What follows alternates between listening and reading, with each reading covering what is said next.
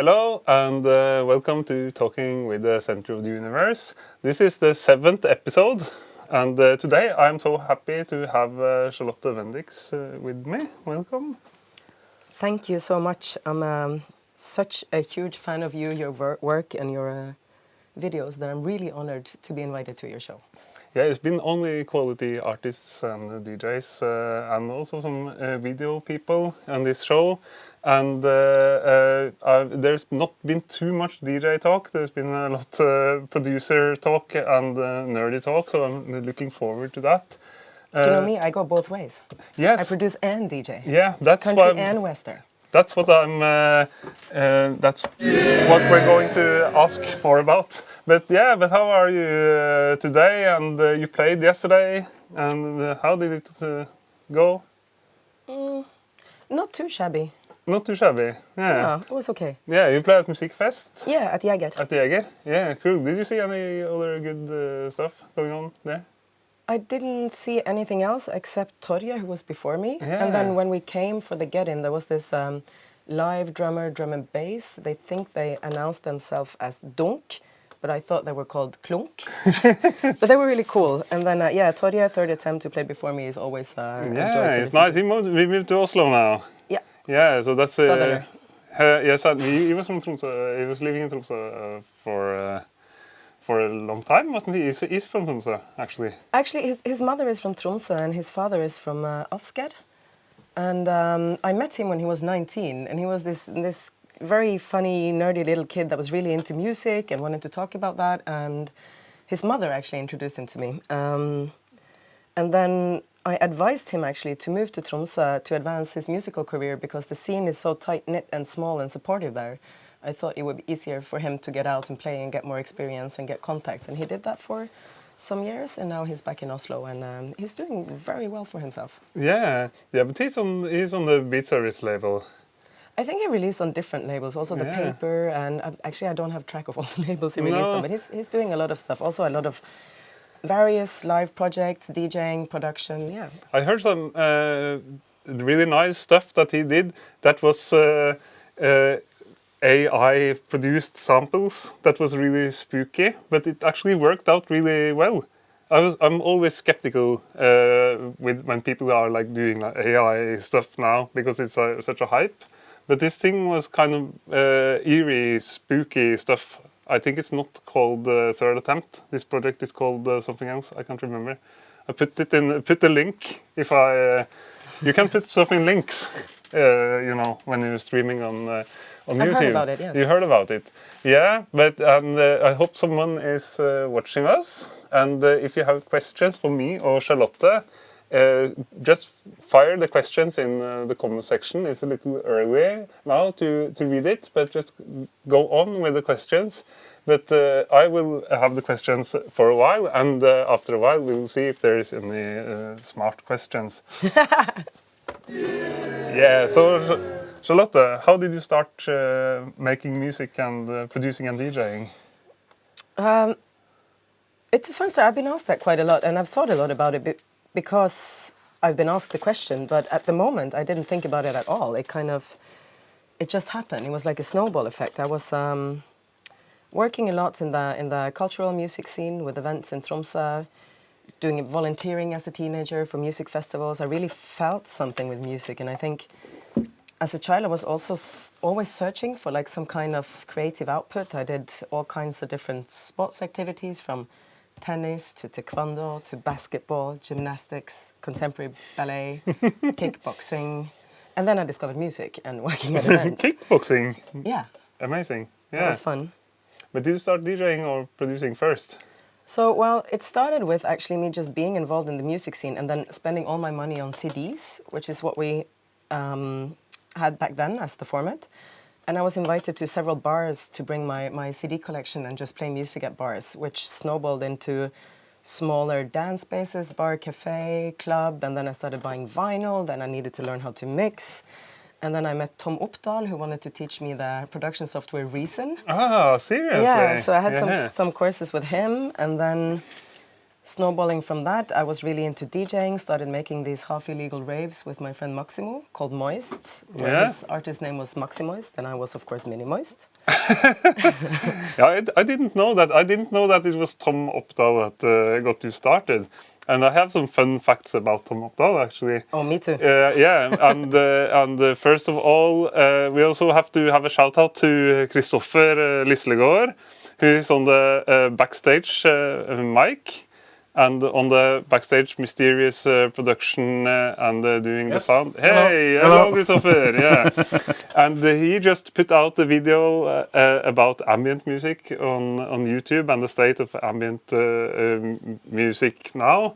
And which brings us to Tom Opdahl, which is an unsung hero of ambient music from the north, with his Nordic sound, with his Black Smoker album from 2001. You probably heard that one. Yeah. It's just like in the top with some of the best Biosphere releases. Released on Biophone. It was released on Biophone by Biosphere, but he's not famous at all. But that Black Smoker album is absolute top gem in ambient, and then what should we call it? Like Tromsø techno, Tromsø ambient. He's sound. actually from Mo i Rana. From Mo i Rana, but all right, it's like what should we call it? Arctic. One of the first real black metal bands in Norway. Also, I don't remember the name, but he was a guitarist as well. So he's done really? All kinds of stuff. But my fun fact, this is what leading up to my fun fact. My fun fact was that last year he did a comeback with the Omina album, the next album, which is like 20 years after, which is also ambient gem. So everyone should check out Tom Opdahl. Tom Opdahl! Tom Opdahl in the house. Yeah. Yes, but yeah, I should continue the questions. Yeah. I'm not sure if I'm going to ask this straight out. How's the COVID area for you as a DJ that used to play on all the stages outside in Europe? I mean, can we say was? I think like so many things happened since then that I think I'm still kind of processing the after effects because, I mean, just to put the contrast into perspective. My last trip and journey before the COVID lockdown was when I went with the entourage of the Norwegian King and Queen to the official state visit of the Jordanian King and Queen as part of this organization called Key Change, which works on empowering females and gender minorities in the music industry. So we were invited to be there with Music Norway and meet with women from Lebanon, Palestine, and Jordan to talk about empowering women in the music industry.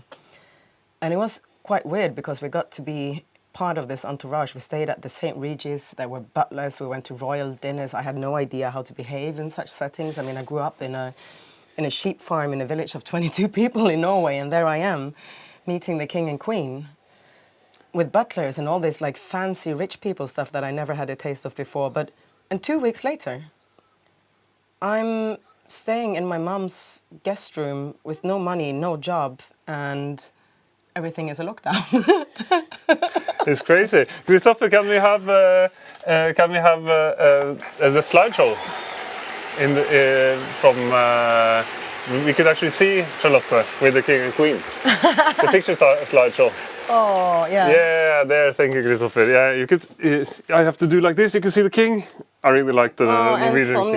Yeah, I wore the national costume that I also inherited after my grandmother after she died, and it was the first time I wore it was then meeting It's a bunad? Yeah, it's a bunad.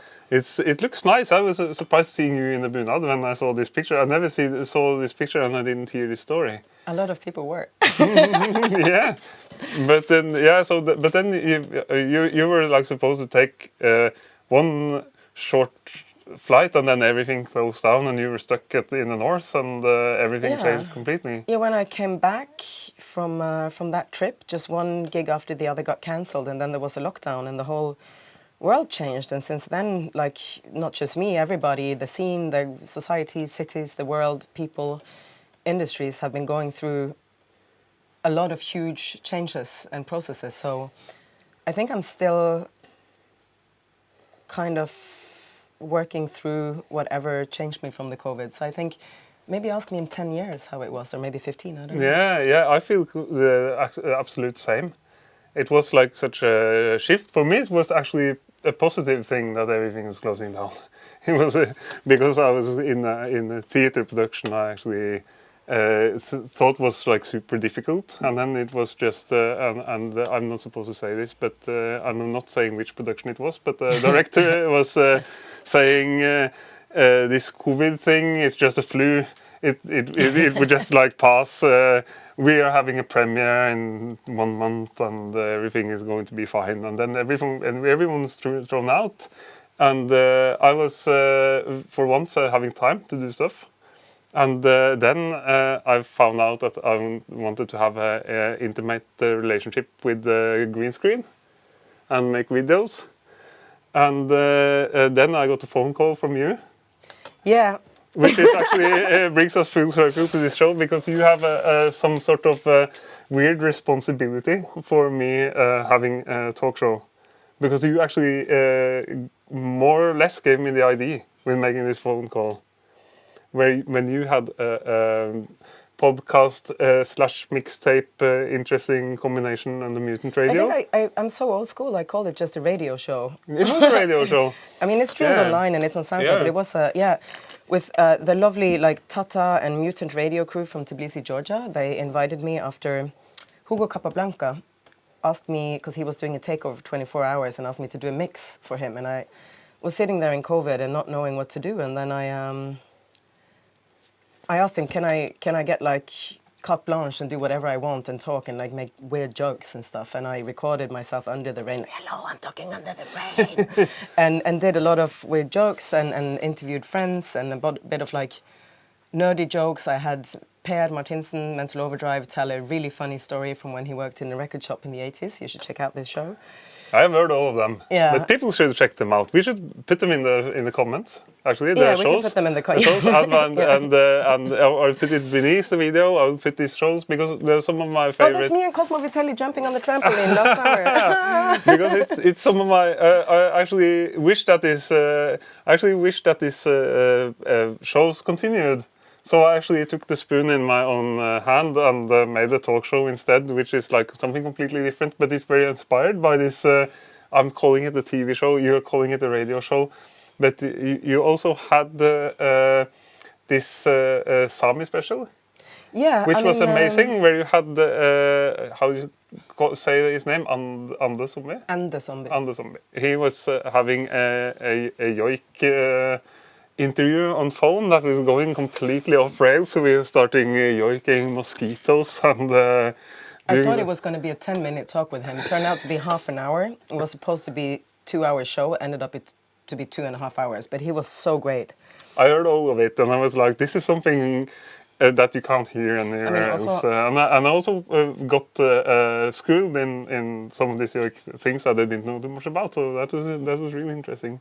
It's funny because this is even more full circle because, first of all, the show is based on my terrible sense of direction that makes my friends call me the D-tourist because I'm always lost in the detour. Yeah. So it was called the D-tourist, getting lost is part of the journey, which is also like a beautiful way to handle this like challenge of mine with directions. And this description of the yoiks also, and the Sami culture came after I was part of this key change that worked on intersectional feminism. And none of the people that were not from Norway knew about Sami people, that there are indigenous people in Europe. So I thought, I need to put that out in English, like to inform. And it was a fun thing to do during the pandemic, as calling you. That's the only show you weren't invited to. No, that's okay. But luckily I got Ende and Johan Nango and Nilas. But I asked Ende, because we had a lot of meta conversations before the interview, like to let it just flow about what we're going to talk about. And I had seen a TV show that I'm a huge fan of at NRK called Eide Språkshow. And he was on the National Day for Sami People, 6th of February, a guest there. And he did a shorter, similar version of explaining the different types of yoik. Yeah. So that's kind of what I wanted him to do. And then it turned out to this half an hour amazing storytelling from, It's nice, it's still online, so people can hear it. And it's, now I'm kind of losing track. Yeah, I feel like the pandemic era for me, I still feel that we're stuck in the aftermath of it. But I also felt that during the time there was a lot of interesting stuff happening, like these streams that everyone hated. I actually like them, and I feel like this show is a continuation of some of this thought that a stream or something mediated is has its own value. It's not the same as going clubbing or going to a concert, but it has a value to be like remote and to be like introvert. And interesting stuff happened. I remember Ole Abstract, the DJ, started playing ambient music, and I was actually enjoying that stuff was calming down. But I got the shock when everything started to roll again. Yeah, then I found it was what is are we like didn't we learn anything from this? Planes were starting to fly again. Stuff just went back to normal because I thought it was like maybe a chance to do something great. I agree so much on that. Like that's really good because I also like when we were in it, we were also a bit like afraid and fear culture and how is this going to affect our livelihoods and changing our lives. But like the first year, I was just with my friends Mohammed Jabali, the filmmaker. Shout out to Mohammed! Marte Aasen from Insomnia, and Jenny, a yoga teacher, and we spent the whole summer of 2020 hiking in the mountains in northern Norway. Wow! And we're having dinners and yoga sessions in the mountain and running and just making food. And I actually was not. I'm gonna admit it. I was one of the streamer haters. Yeah. And I think that's why I did the radio show with talk and interviews rather than I actually didn't produce anything the first 2 years. I was asked for doing some remixes and I was asked to do some music, but I felt, first of all, I was living in a story that I was not able to tell because I needed to get like an outside perspective and it was happening. And also I think the thing about the stream that is challenging for me when it comes to my creative output is that my music is very physical. And I talked to, actually 2 friends told me this weekend, Torje, Third Attempt, that I met on Thursday. And I think it was, who was it? Also like yesterday or Friday, somebody said the same thing, but I don't remember who it was. I met a lot of people. That the first times Torje listened to my music on his headphones, he didn't get it. He didn't like it. No. But when he was on the dance floor with other people and feeling it physically in his body, then he really felt it and could really move to it. And it's hard to explain, but I think my music is also made to be from my body to other bodies. It's like sound are invisible sculptures in the room, and they're supposed to hit you and move you, both intellectually and physically, and I think that's kind of that's hard to kind of show in a stream that you do this like DJ, but we will have a little look later that you can actually do that in a stream. I think you can actually do that, but it's you actually kickstarted my next question, which is just about this. Do you think that's a coincidence? No, everything is like synchronized in this. We are like completely vibing. So you are like your Sami intuition is like just taking my questions. SI. Yeah, the SI. You can't underestimate. I don't the use SI. AI in my music. Also, that's a funny thing. Just before you go to that, I'm working on doing some remixes now for some artists, and I had to tell them that my artistic process is not based on I'm going to make this kind of track or this genre or I have a plan of how it's going to be.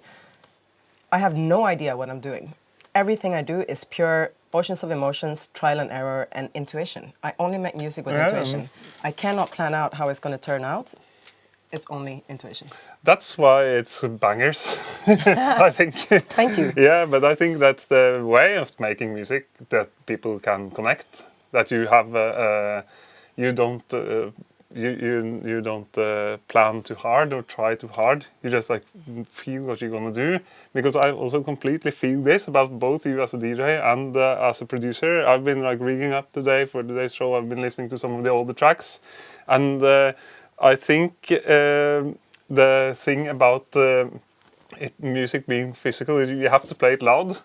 And it's minimal in some sort of way, but I can't really pinpoint why it's like this. But it feels really good when you hear this music. Also, when you play live in a club, you have like people. You have to dance. It's very rhythmical.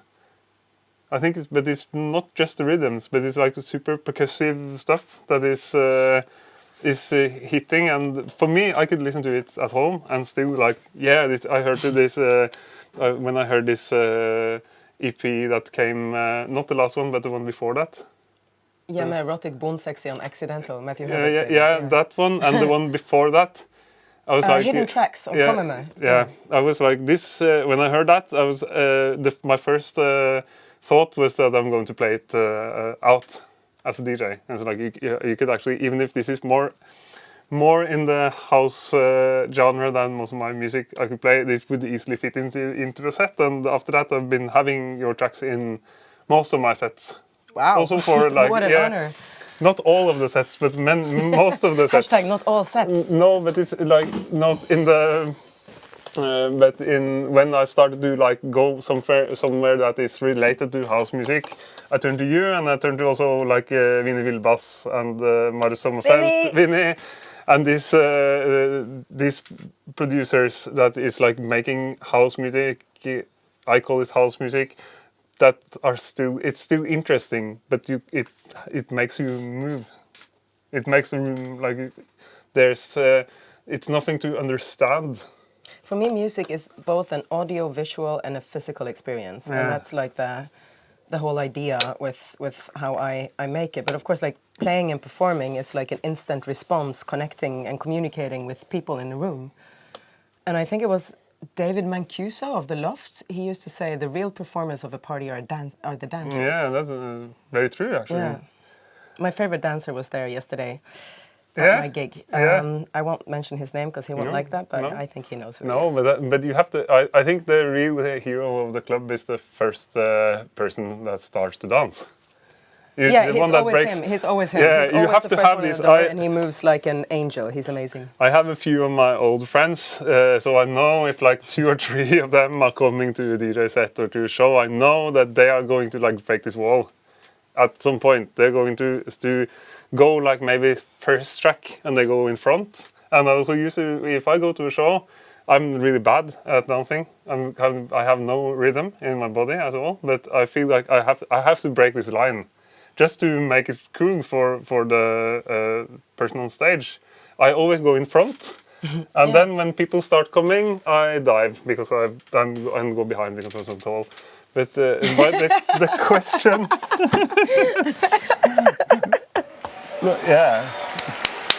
whereas people who start complaining, and it's like tall people are not allowed in this club, and they start like kind of oppress me. But the question was about your music and why it's so physical. Is you called it, you call it online as body music. Explain. Yeah.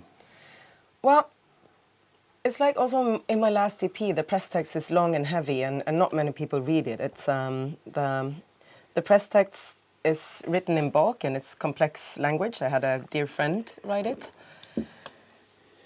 And everybody doesn't have to read it or understand it. It's just an invitation, not an obligation.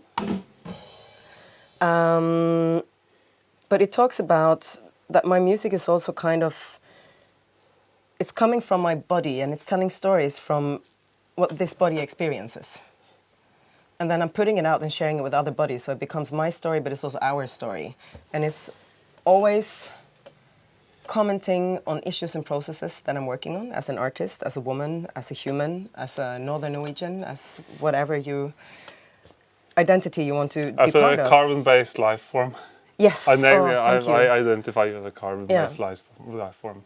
I also identify as a carbon-based life form. It's good. Then you solve a lot of questions. And I think also like coming together and dancing to music that expresses all these different stories and narratives and emotions and comments on them, for me is also like when you come together and move your body to music like that is created with SI, not AI, because AI can only copy SI, Sami intuition can really like. I think also then it's always a political act to move your body to that and to be moved by it. So it both. It's like so. Yeah. And I feel like it's a thing that you shouldn't forget in dance music and club music, that it's you have the chance, you have this room to be together, and it's an important thing that you are like communicating to people, and you are like together with everyone, and it's like the PLUR. Peace, love, unity, and respect. Ah, okay, I didn't hear that. You didn't hear the PLUR. You're the most. Sorry, what? you are the most PLUR artist out there, I think. But I think it's super important that you have in a club setting or in a stage setting that's what it's about. It's about connecting with other people and to be together and feel something, and that's something that might relate to your body more than your mind. You're really like you're so spot on with this, because the processes that I'm talking about, the stories that I'm telling now and working on my new projects and everything since the pandemic, what are the after effects? It's also figuring out which rooms I belong in as an artist, because things changed a lot, and I think this connection that you have is a bit about like what the track Leaving Diego from my last record on Optimo. Yeah. Shout out to Keith and Johnny. Yeah, it's a great track actually. I play that a lot actually. That's the one with the guitar solo, isn't it? Yeah. You should call it a guitar solo. The guitar solo is from a guitarist of the High Life band from Accra, Ghana, Dominic Kwachi. Is the name of the guitarist. The band is Santrophy. We met in a backstage and he jammed a bit, and he's like a one-take wonder genius. Yeah. But it's about this like. It's a wordplay, of course. I love wordplay. So it's Leaving Diego. It was a bit like one of my best friends. Oh, I didn't get that before now. Yeah! I was told that you were having like a friend or like actually, it's called Diego, that it was like fuck no, you. No, actually it's not that. It's always both with me. There's always layers. Like I don't think in binary terms. I'm in the meta thing. Like one does not exclude the other. So I did have a friend called Diego that when I was working on the track, I used to show him, or I have a friend called Diego, and I used to show him my early works in progress. And he's a designer, but not a producer. So I liked his feedback because he had an aesthetic view on it. Yeah, but that's good actually. And once in my studio, he fell asleep on the couch, and I was going to lock him out because you needed to lock him out, but I was just going to edit something on the guitar from Dominic. And then he fell asleep, so I ended up working on the track for 3 hours with him sleeping on the couch behind me. And I had a working title, Diego is Leaving. And Diego was coming out of a relationship. I was also leaving a relationship at that time. So it became about these processes and how the ego reflects on your wounds and hurtness, but also you can leave it with love. And then me and Diego were separated because of the pandemic. We couldn't travel. And it was about leaving the ego as well. So I think this track has become like with more layers for me. And I think that is also like what I've been exploring since the pandemic, because before the pandemic, I was so busy touring almost every weekend and traveling that I didn't have time to sit down and think about what I'm doing. And this DJing touring where you're like in and out, like I've been to Hong Kong for 21 hours. Yeah. Funnily enough, I ran into an old friend I hadn't seen in 7 years, that I thought lived in Shanghai, but had just moved to Hong Kong on the street in my 21 hours there, Libby. It's game over. Or it's more wow. It's like horns for that. Yeah. But it's amazing. But I think what I'm getting at with this really long train of thought. Yeah, now I kind of lost track almost. Yeah, I didn't. No? Is that I was getting into this thing where I just came and delivered something to people without connecting to the club, the people, and the place. And for me, that is not what DJing and music making it's about. It's about sharing something. It's not about my ego or a selfie in front of a club or my music, me on stage, fist pumping, blah, blah. Like, I would like to be in a corner with dancers closing their eyes and dancing with each other, and we all share something together, and it's not about the attention on me. And I think Leaving the Ego is about that, and that's how I want to do music and DJ, because if you do that, where you feel that you're sharing something, supporting each other, this connection, real love and unity, you can create something real. And I did experience that for the first time in many, many years, 2 weeks ago, in Kiev. Yeah. It was Strichka Festival, closer. It was, I almost cried 4 times in my set because it was just so unbelievably beautiful to play and connect, like with other artists, with the dancers, with the people working there. we were all just together sharing a moment of love, unity, connection, escapism, like in a situation with an outer greater danger. Yeah. And it was real, genuine emotions. And I feel so healed after going there. I just want to go back. Yeah, but that's what I think. That's what club music is about in the core. Yeah. This feeling and like this like respect and love for people, and not about being a superstar or not. So that's it's very warming to hear. I also like being in the corner, being a DJ in the corner that nobody knows who's the DJ. People are just going crazy, and are dancing with each other and feeling the love of the music. That's what we like. Cheers for that. Cheers, but not to be mistaken, I also do love attention. You get a lot of attention now. It's like you can see yourself in the monitor. But I have to go on with the questions just to keep going. I have a question that I ask all artists, DJs, everyone who produce something. So if there's someone doing films, I change the question a bit. And Kristoffer has a jingle for that. Prepare for the hard question, Charlotte. It's coming.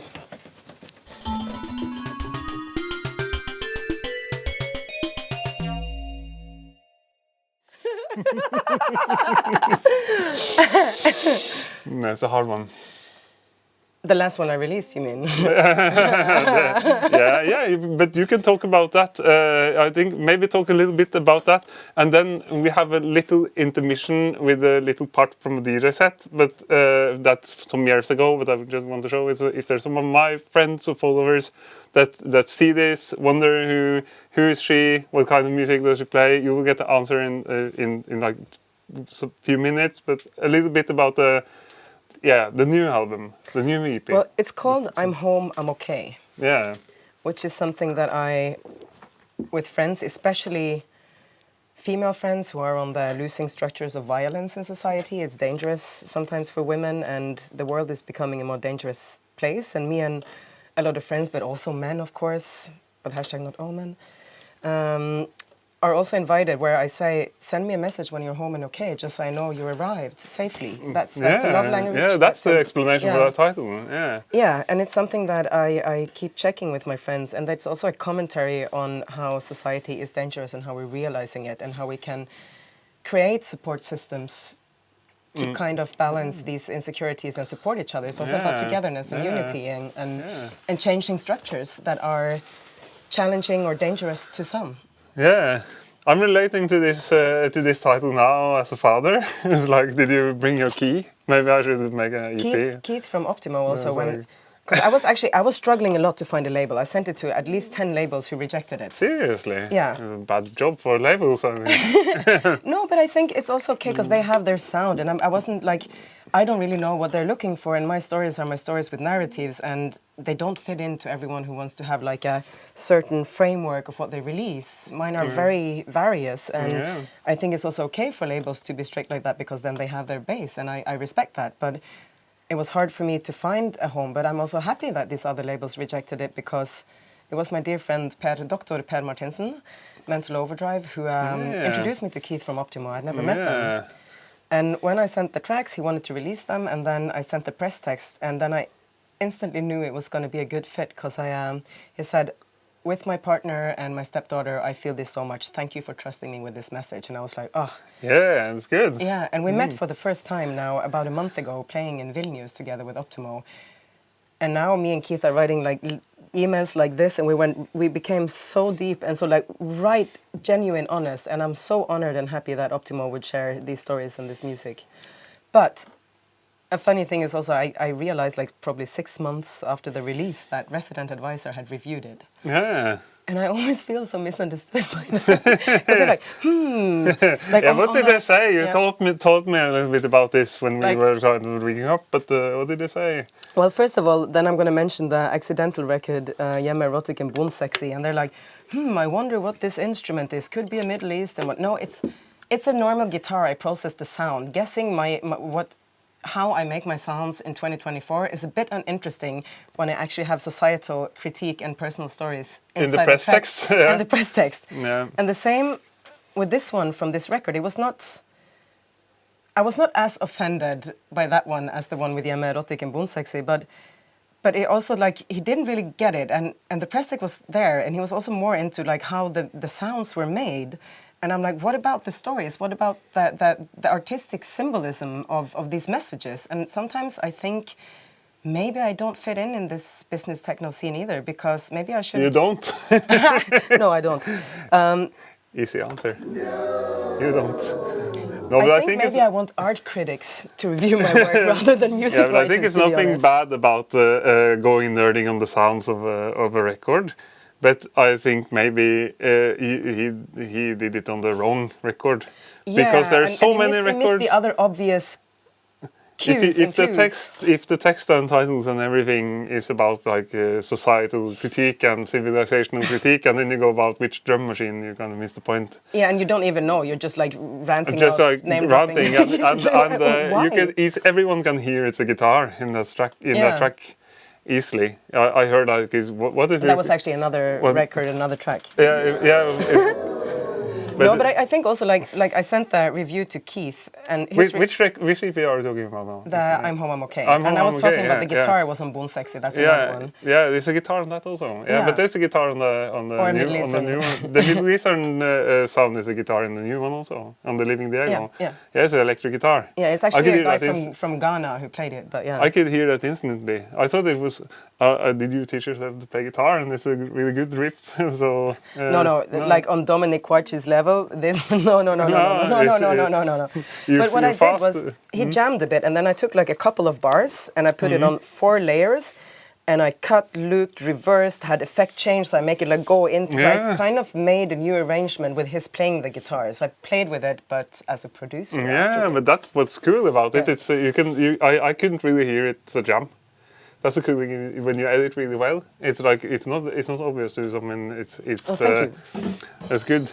But maybe it's time to go to this. I just wanted to mention also when I sent the review to Keith, he said it's good that they write about it because it didn't write much about his other releases on Optimo, which I find weird. But maybe that's why I fit in with Optimo and not resident advisor. Was the Sex also releasing on Optimo? I think Sex-U does. Yeah, Sex-Judas. Judas. Sex-Judas is it's one. A shout out to Tore and Sex-Judas. I saw Sex-Judas live, and they are no doubt the best funk band and the best live band in Norway. They maybe played Europe. Insomnia Festival in Tromsø in 2022. Yeah, and then they invited the best live band. Yeah, and they invited my super dear friend and colleague. Shout out to Nasra, and she played live with them without rehearsal on stage, and she was amazing. Yeah. But what Keith said about the review was, it's good they write about it because they never write about my stuff. It's a good review, but it's very, very, very odd. So we can put that in the comments as well. Yeah, but check the EP. It's not such a huge discography that you have to listen to. You could actually, but you should listen to all of the EPs. I think from Charlotte. I listen to them a lot. Maybe we should have a little snippet from the Dekmantel festival. You could hear. I can say that. Yeah, what is going on behind there? First, not there, but the last clip. The last clip in the ski. In the cable car. The cable car. Can you rewind to the cable car? I think we can rewind. Just give me a second.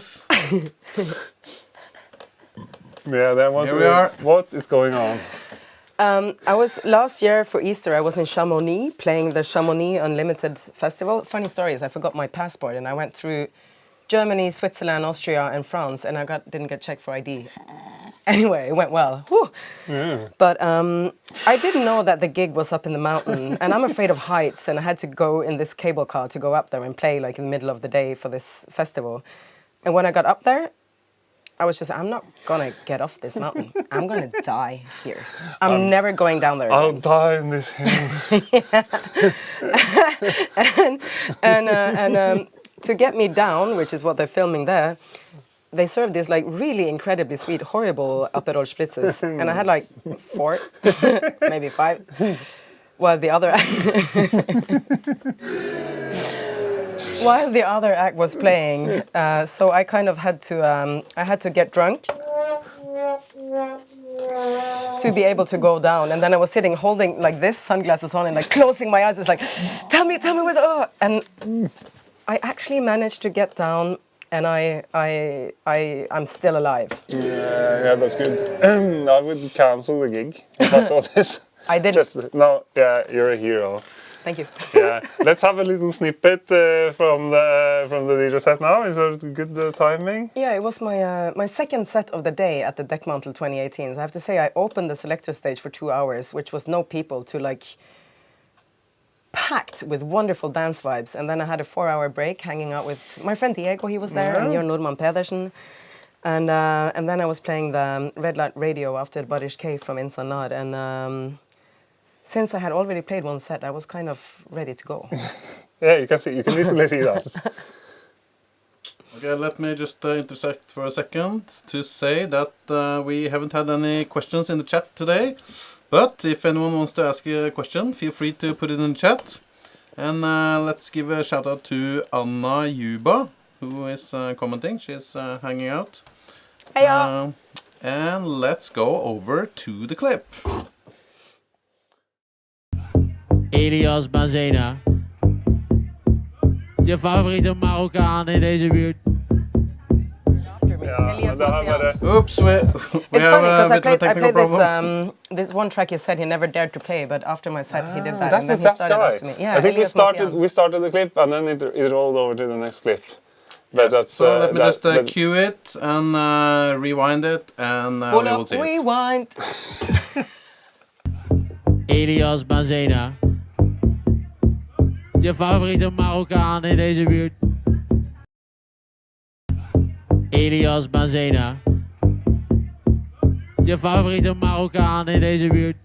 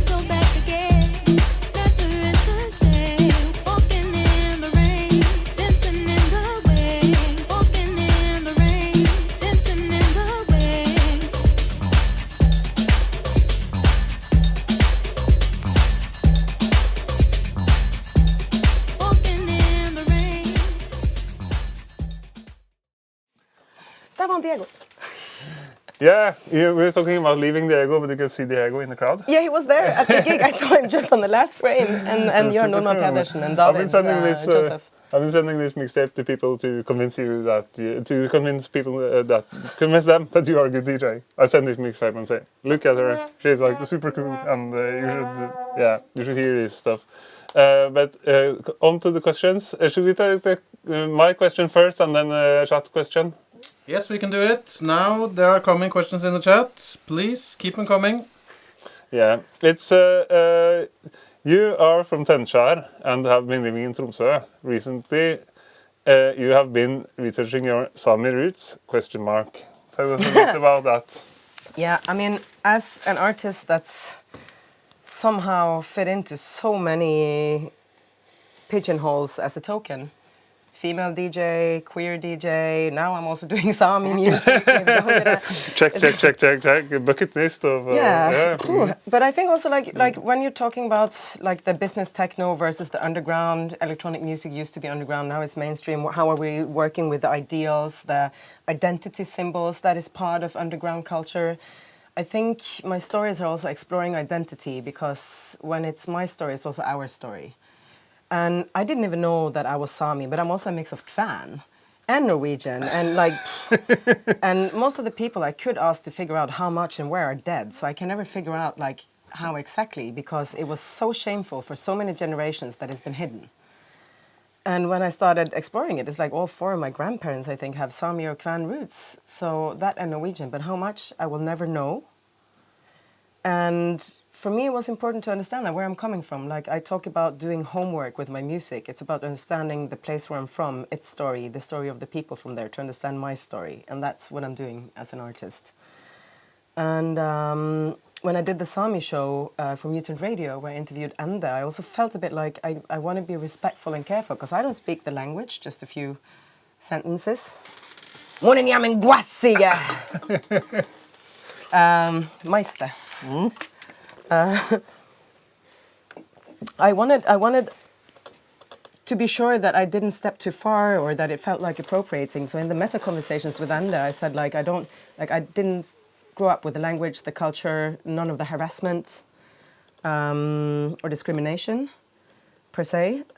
So I don't want this to come off in the wrong way. And Anda told me in this phone call something that made me cry afterwards. It was so warm, generous, and understanding. I truly felt seen and heard. And he said, Charlotte, your story is also a Sami story, and there are so many Norwegians that have this story where it was erased and taken away from them. It's yours to own and explore as you wish. Great. Ologito, Anda. Shout out to Anda. Yeah, that's amazing. I think it's important that I think it's also in the air now, the time that people are like having a look at their roots and not be shameful about it. Like I'm also like having a look at the Norwegian roots music, even if it's not a big identity thing for me. I think it's like people are like looking at the roots and I'm finding interesting things, and it's something warming about that. But the reason I'm asking this question for you is also that you have a new project where you dig into this more, that you had a premiere of in Somna Festival last year. What is this? And what's the name of the project? It's called Gangare. Yeah. And this name came to me when I was in a residency in a small village in Lithuania, working in a monastery that they told were haunted.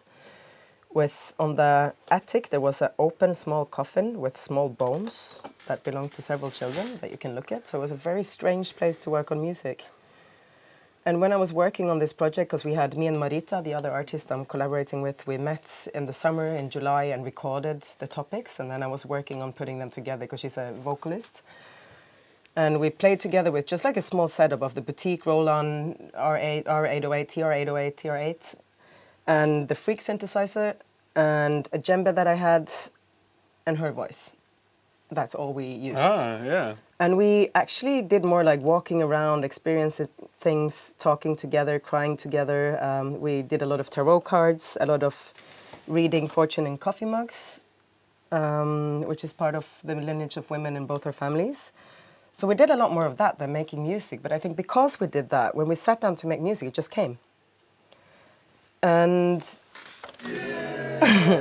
The topics we're working on are 5 topics that are circular, but also opposites that are the same, but need each other to make a whole. To be very specific. Yeah, sure, go on. And it also draws on all these identities, of course. Like we have this Sami Kven mix, but we also have this like otherness in belonging to more experimental stuff. And I have my dance culture background. She has also more a visual background, so she helps me a lot with the visual expression, which I'm very grateful for because I didn't really work on that in my other performances. And when we have a really good language and connection between each other, and it's being labeled now more and more as Sami, and of course it's also that, but I think it's much more than that too, because I was inspired by something I saw at C.O.U in Berlin last year, and I told Marita about that. It was Masahed, and it's a group of mainly women, but men are also invited, but women are the main players from Egypt. And it's only like 20, 25 people left in the world who do this music, and it's been misunderstood as like witchcraft, shamanism, evil, but it's more women coming together, releasing pain through music, music for healing pain. And when I saw that with my friends Arti and Toby at C.O.U last summer, I was in a trance. This is something I need to be part of and express, and I understood them in a way. And I told Marita about that when we started making the music, and just after our premiere and first performance at Insomnia, she was going to do another residency as a sculptor, I think, in Egypt, and she managed to go and see them, and then I get a selfie with her and the main singer, and that was full circle. Amazing. Amazing. I'll put a link to the Masahed in the Yeah, you should go with the links. Put some links, but I have to say that you have to remember to put in the links. Yeah. Will you do it? Yeah, Can you remind me? Last time I already put the link, and then I said I put the link, so I put the link in the description of the video, not in the comments. But it's when I heard the name, I was thinking it had something to do with dance. It's called Gangare. But it doesn't have anything to do about that. But I can inform you that there is a dance that is like they have in Norwegian folk music that's called Gangare. That is. But this is Gangare, not. Yeah. But funnily enough, like. But it's the same word. So. Almost. Why is it called Gangare? It's because the gjenganger or. When I was working in this monastery, we had another name, and we had figured out a name for this, and that was also a big part of the process of creating this work. I forgot the other name. She can't remember either. Mm-hmm. And when I was in Lithuania, in Antaliepta, I was sitting there in the studio working with this, and suddenly I felt like I'm getting a message now, and I have no idea where it's coming from. It's like, thought it has to be called Gangare. And I don't know why. And I started Googling Gangare, and it came up like gangrene. Yeah. And like, did you mean gangrene? It's like also a funny thing about YouTube. Like Google a few years ago, if you Googled "she invented," you could also get, did you mean he invented? Yeah. I still get that all the time when I search for something. I search for something and then I get, did you mean something else? No, I didn't mean that. I'm searched for Charlotte Bendiks and say, did you mean Charlotte de Witte? I say, no, absolutely not. Should we have the question from Lillehammer now? Yes, we have a question. Yeah, sorry, you're not finished. You have so long stretches. I think a lot about these things. It's good. You go on. We have time. So when I said, no, I did not mean gangrene, yeah. I checked Gangare, and there were actually not so many references. Maybe Gangar is one thing, but it was a reference to an old English word meaning like gangers, like a walker. Mm. And me and Marita, we were, for the 10 days we spent together recording and creating the work, we walked on average 18,000 steps a day. So it was a bit that, but also a bit the feeling of not being alone in the studio in this monastery. Yeah. And I also thought, to pronounce it, if they don't know Norwegian, and this happened with a friend of mine who is actually Norwegian, Idil. She called me and she was like, Gangare! And I think that's kind of a cool way to say it. Yeah. Oh, that's funny. That's really funny. I'm having a really like a folk music association with this name, but it's only because of kind of my musical life been around folk music too much, so I kind of. But it is damaged. folk music. Yeah, it is. It is. And I think everybody should have their own. That's why I also use abstractions when I explain my work and stuff. Of course, it's like personal processes that are specific, but I think with sharing it with abstractions and having other people connect with it, that connects to their story, and then we're sharing something, and that's what it's all about. Yeah. And like people tell me all kinds of weird feedback on all my music. Like some people find it very happy, easy, uplifting. Other people find it very dark and heavy.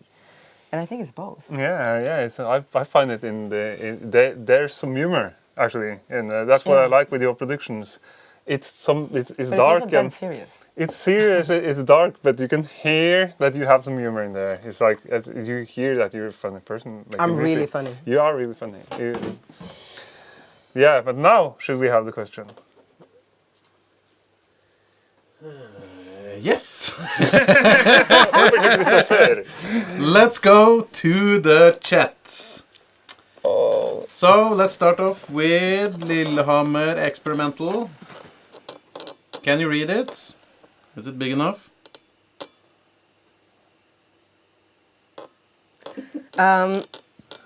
Read the question also just...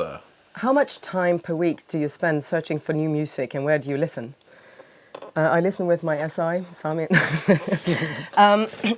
I think I have no average weeks. I don't have routines like this because after COVID, I've been in a constant process of both finding new languages and ways to relate to music and performances and expressing myself. And I'm not able to tell what I'm going to figure out because I'm in the middle of this process right now. So things are changing fast and rapidly, so I couldn't like put it into like a structure of normality. So I spend a lot of time listening, but also not searching per se for music, but I'm experiencing music by going to gigs, hearing other DJs, connecting with something, somebody sharing something with me. Like Jørgen sometimes sends me stuff, I send him stuff that I like or think he would like. So it's this sharing with friends, this connection is very important to me. So amount of time, I don't know. Sometimes probably a shitload of hours, other weeks none.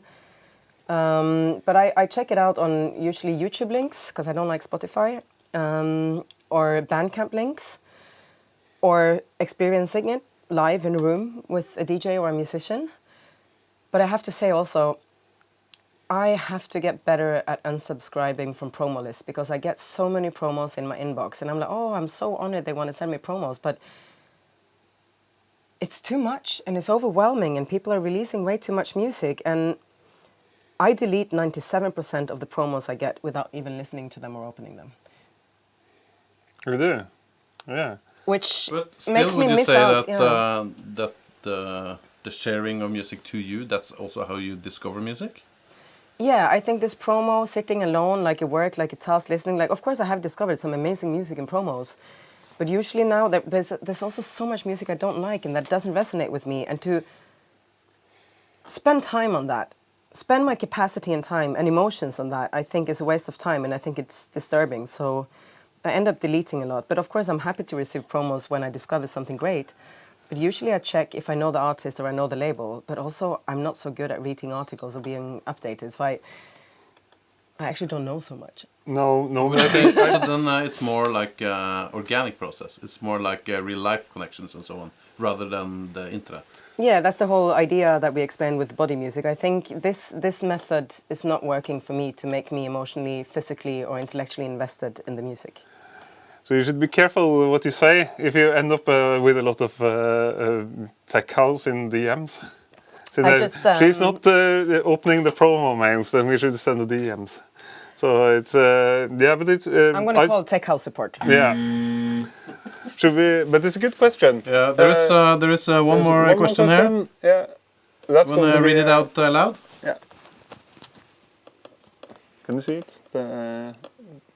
Yeah. Vardåsen, Charlotte, you talked about techno scene. Did you experience changes in audience over time? Dancing habits, what else? Yeah, as I've been DJing now for 17 years, or in the scene for 17 years, of course, like all these things with changes in society and technology influences these things. I discussed it with my friend Lena Willikens recently after a gig she did, and she said, yeah, but in these places, in these clubs, it's all these young, new people. Of course, we're getting older, and that is also changing. Our experience, our perspectives, our baggage that we bring with us as artists, and how we relate to people. Some are getting older, and some are getting younger, but it's also like differences in areas of the world, and like it can't be just one techno scene. It's one techno scene in Tromsø, one in Oslo, one in Berlin, one in Tokyo, one, you know, it's techno scenes. I think first of all we have to add that. But now after the pandemic, people are playing really fast music, and I like it slow. So I don't want to play 160 BPM, even though I have had fun to dancing to that sometimes. It's not where I want to be. I want to dance slowly. But I think also what I'm recognizing, the biggest change for a DJ in some places I play, hashtag not all spaces, are that the attention span is shorter.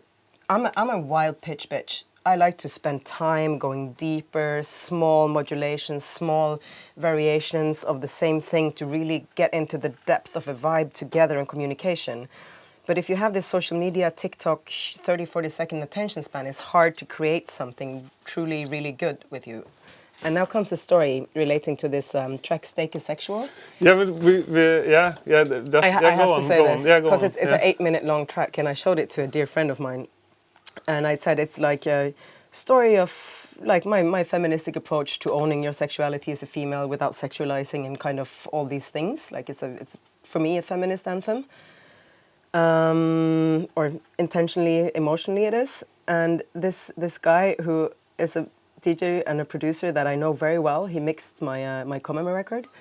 He said, yeah, I love the track, but did you know that if you cut it a bit shorter here and there, like you could really... And I said, actually I took my time intentionally. Did I just tell you now as a man that I made a track about female sexuality and you come and tell me to make it shorter? Yeah. I think if you are a DJ, you can just play the part of the track you want. Exactly. And I think I would think that it's kind of rough to imply that making a long track wasn't the intention when you make tracks for DJs that want to play long tracks. You need those drums in the start to mix it in. So if anyone has a problem with that, you can jump to the 1 minute. But it was also just like the way it was made. Like once I release it, people are free to do whatever they want with the tracks if they want to play or listen to it. I'm honored if people want to do that, but make their own stuff with it. But when I made the track, I needed that long intro, and that was like an algorithm in the SI. Yeah, absolutely. But I think I think I just thought it was weird because it's the whole genre is full of long tracks. So yeah. I thought it was funny. Yeah. We have to have a little listen to, and I have a question about a particular track, but I think we do before I say the question, we have to listen to it first. Yeah, I can put it on. This is the cover. I'm actually this is from my first record, and this is a picture when I played at Gevölbe in Cologne with Lena Willikens and Khan of Finland. And we had different tights, like gold and silver and bronze tights. And I had the silver tights. So this is me, my hand on my crotch in silver tights. It looks like I'm naked, I'm not. It was Per Martinsen who released the record who inverted the picture. Is it in inverted color? Is it? Yeah. Are we porn on? Yeah. We are on. Yeah. Any last words before I mute the mic and turn up the music louder? No, actually. Vill du ha med? Yeah. There's one word actually. I think it's a very good house and techno sleeve if you invert the colors. It can't go wrong. Vill du ha mer?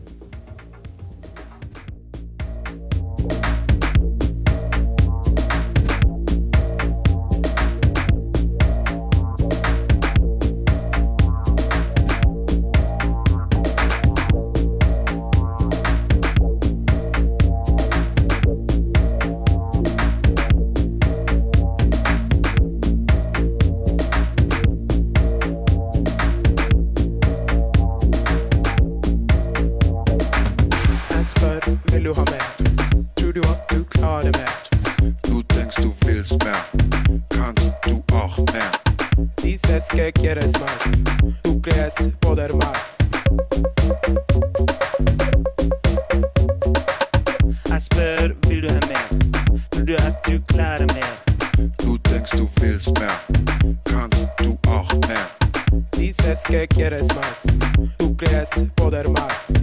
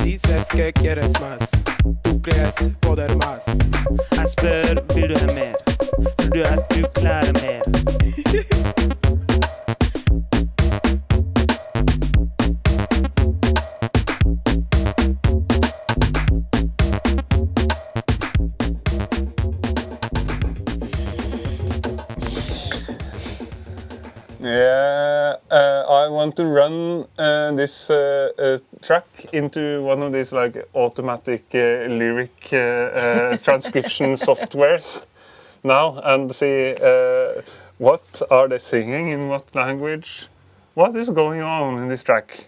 This track was one night in Cologne that I spent together with Daniel Maloso and Lena Willikens. Yeah. And Korkut Elbay was also there, but he didn't participate in the music making, but he told someone, I like this, I like this. So, I mean, he participated, he didn't create, but he helped us make decisions, which is just as an important process of creating something. I think me and Lena made the rhythm on the yomoks. I was having an idea of the bass line, but then Daniel plays a much better instrument, so he played it, and he did the keys. And Lena did this droney Norwegian bass station in the beginning. And then we were using, I don't remember which drum machine outside of the yomoks, but I think it was one of Daniel's to add some more percussion. And then I had this monotron with a ticket, ticket, ticket, ticket. Oh, I love this sound. Yeah, small. And then we decided we needed some vocals, and it was one German, one Mexican, and one Northern Norwegian. So we were like, so what more do you want? Do you want more of us? Do you want more of this? Yeah, do you think you can handle it? No. And the track is called Too Hot to Handle. Yeah. And actually, it was released on my first EP, and it said like Charlotte Bendiks featuring, but actually we were all three just as participating. It should have been Charlotte Bendiks and I didn't check that with the label. It was a bit like an experience stuff, but it was all three of us creating it together that one night. But we made the lyrics that are not in English, but they are in German, Spanish, and Northern Norwegian, and it says, I'm asking you if you want more. Do you think you can handle more? And then we recorded that, where we both use our own language and swap with one of the others. So that what we're saying is, Asper, vill du ha mer? Tror du at du klarer mer? And then, dices que quieres más?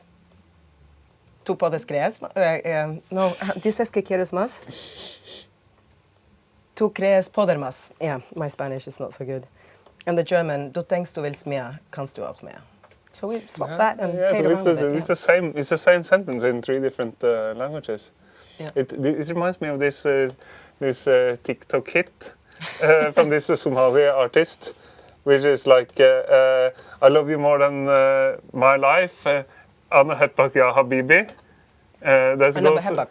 yeah, I don't know Arabic, but yeah. it's like it's Somali. I think it's Somali and English and Arabic, and goes around and around. And this tree, it's great. It's a super cool track. I did an edit of it actually that was making it longer, like an Italo disco edit of this track. But when I heard Send it, it to me. when I heard it, it was like so fun because it was a round robin of languages. So it's related to this. But now I feel so much wiser.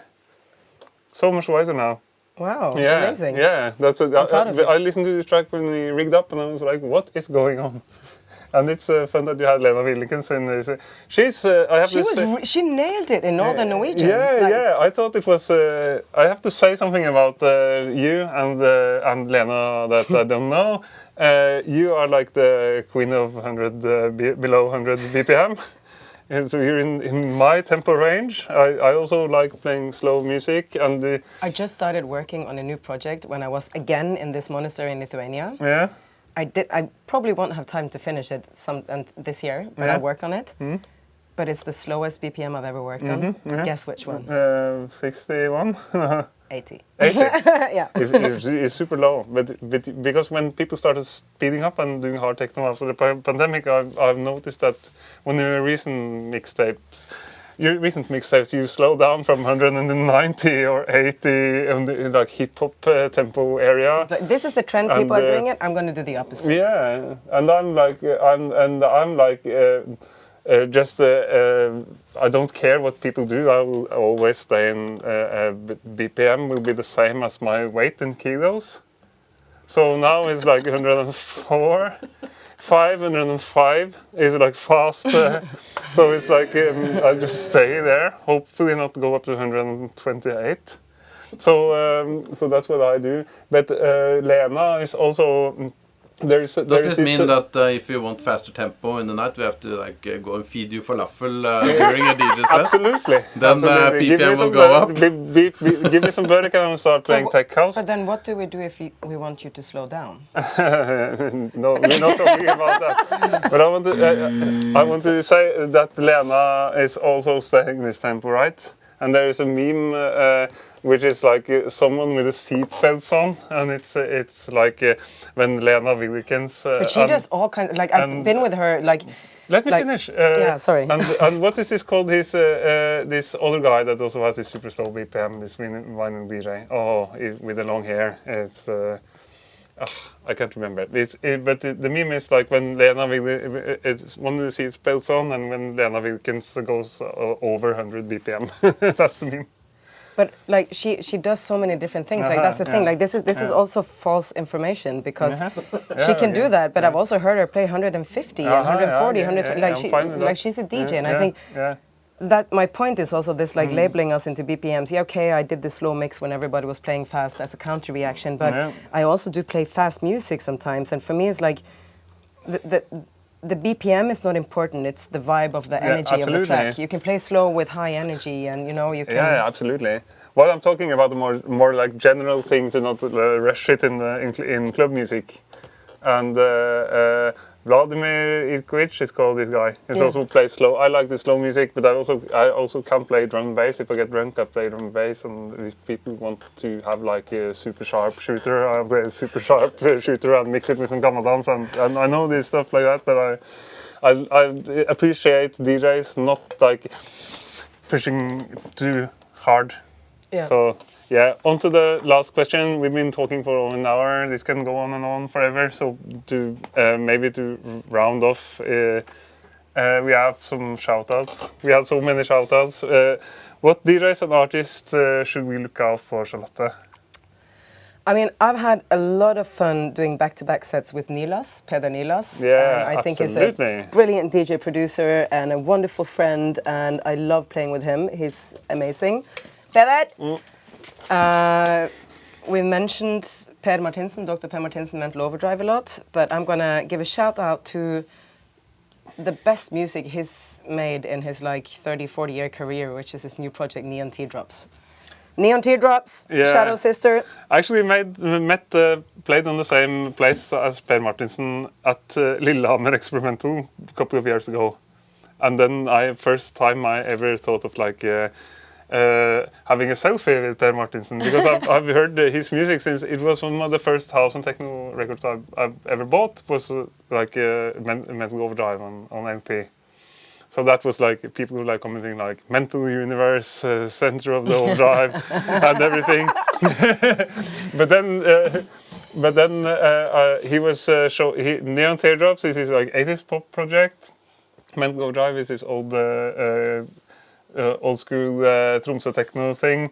But then he was playing with the third moniker, which is Waveform, which is like ambient music with a VJ and everything in a big screen, and it was amazing, mind-blowing stuff. So shout outs. And shout out to my dear friend that I spent so many hours with last night, Olivia. Yeah, AKA Olivia Blom, one of also my favorite B2B partners. Like, she's really one of the best DJs and coolest DJs and best friends one could have. Good.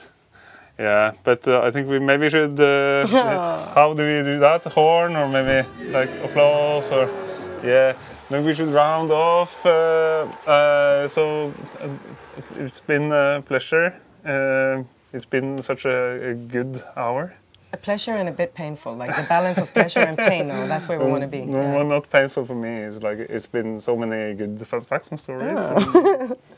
So I hope people enjoyed this very, very nerdy DJ talk and personal talk between us. And thanks to Lisleg. Yes, remember to... oops, I can't do that at the same time. Oops. Error. Okay, I have to go out of the screen because it's very important that people like, subscribe, and of course comment when you can do that as well. Yeah, and share and like and comment and do TikTok videos when you're in the front of the screen and push it out. Yeah, we appreciate actually people sharing and commenting just as much as everyone else. We just don't say it every minute. Just at the end. Yeah, just at the end. So, thanks. See you next time. Thank you, Charlotte. It's been a pleasure.